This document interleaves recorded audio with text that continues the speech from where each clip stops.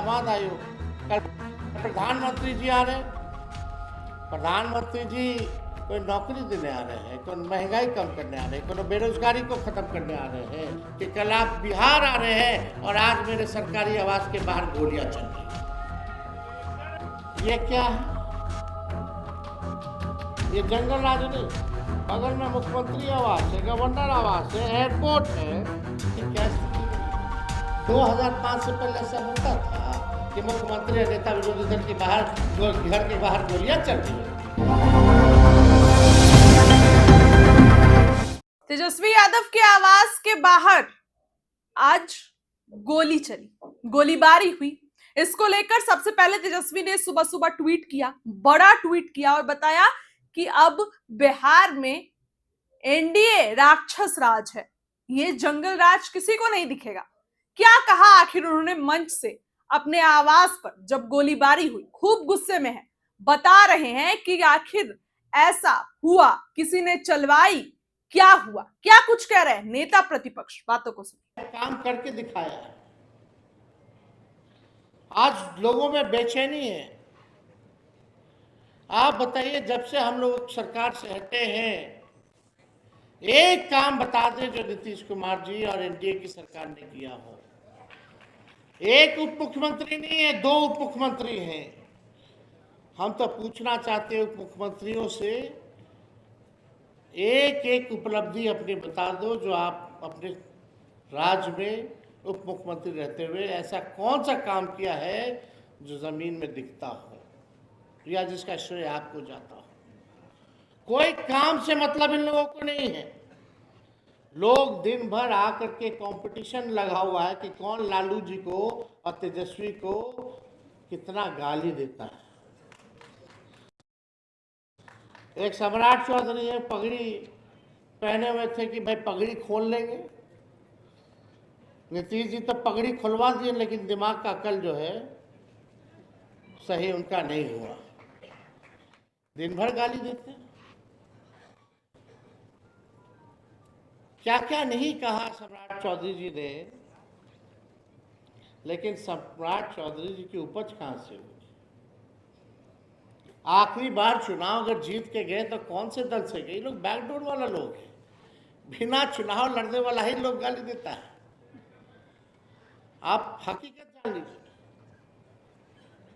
कोई काम से मतलब नहीं है इन लोगों को, भाजपा वाले लोगों को। सम्राट चौधरी जी थोड़ा कम गरियाते हैं तो एगो विजय सिन्हा और हुमस के गरियाता है। एक दूसरे से कंपटीशन है कि कौन ज्यादा टीटीएम करेगा, कि भाई जो ज्यादा गाली देगा मोदी जी उसी को आगे बढ़ाएंगे। तो एक वो प्रेस कॉन्फ्रेंस करेगा तो दूसरा भी प्रेस कॉन्फ्रेंस करेगा। 2 वो काम थे कि एक और इनके प्रदेश अध्यक्ष बन गए जायसवाल जी। वो तो इतना दोनों को फेल किए हुए। वो तो कहते हैं हम गाली देने वाला डिक्शनरी है, गाली के डिक्शनरी है। ये हालत है भाजपा का।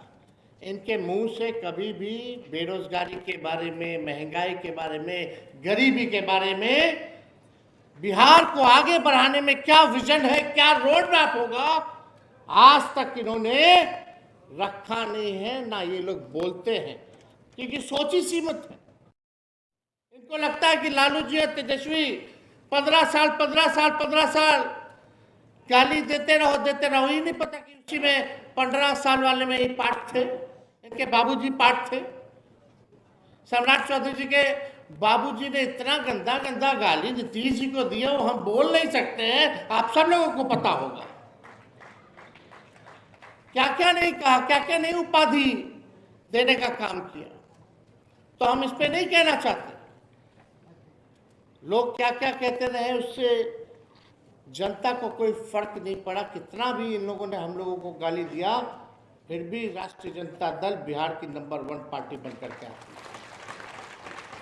15 साल की बात करते हैं, 15 साल तो सामाजिक परिवर्तन जो लालू जी ने सामाजिक न्याय करके दिखाया, आज तक ऐसा देश में कहीं नहीं हुआ। तो लोग परिवर्तन हुआ तो लोगों में अपच है।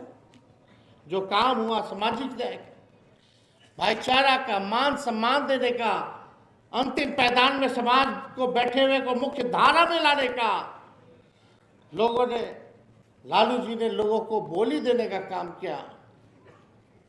इसको कोई भूल नहीं सकता। रेल मंत्री रहते हुए लालू जी ने, बताओ ऐसा कौन रेल मंत्री है देश का, सब घाटे में एक लौता एक रेल मंत्री बिहार का लालू यादव जी ने 90,000 करोड़ का मुनाफा रेलवे को दिया। 4 कारखाना बिहार को लालू जी ने दिया। किराया हर बजट में कम किया, गरीब भी एसी में सफर कर पाए, गरीब रथ लालू जी ने चलवाने का काम किया। और यही नहीं, रोजगार के मामले में लालू जी ने कूलियों को भी जो है सरकारी नौकरी का दर्जा पूरे देश भर के कूलियों को दिलवाने का काम किया। ये लालू जी ने किया। लालू जी की उपलब्धि है। इन लोगों की क्या उपलब्धि है, जरा गिना दो। क्या काम किया इन लोगों ने? आज भी दिन भर गाली देते हैं। हम जानना चाहते हैं ये एनडीए वाले लोगों से, नेशनल दामाद आयोग वाले लोगों से गाली देते हैं हम लोगों को। इसको बना दिया, अरे हम लोग तो चुन के आते हैं, जनता जिस दिन हराएगी फिर भी हम लोग सेवा करना नहीं छोड़ेंगे, जनता के बीच रहेंगे। 20 साल से है विपक्ष में, 20 साल से हम लोग जनता के बीच है, सेवा करने में हम लोगों का कोई कमी नहीं रहेगा। लेकिन ये नेशनल दामाद आयोग, कल प्रधानमंत्री जी आ रहे हैं। प्रधानमंत्री जी कोई नौकरी देने आ रहे हैं, कोई महंगाई कम करने आ रहे हैं, कोई बेरोजगारी को खत्म करने आ रहे हैं, कोई गरीबी को मिटाने आ रहे हैं, कोई कारखाना लगवाने आ रहे हैं, कोई निवेश लेकर के आ रहे हैं, कोई स्पेशल राज्य का दर्जा देने आ रहे हैं, कोई स्पेशल पैकेज देने आ रहे हैं। प्रधानमंत्री जी भी आएंगे तो बोलेंगे जंगल राज। आदरणीय प्रधानमंत्री जी, आज मेरे सरकारी आवास पे हम प्रधानमंत्री जी को मीडिया के माध्यम से सूचित करते हैं कि कल आप बिहार आ रहे हैं और आज मेरे सरकारी आवास के बाहर गोलियां चल रही है। ये क्या है? ये जंगल राज नहीं।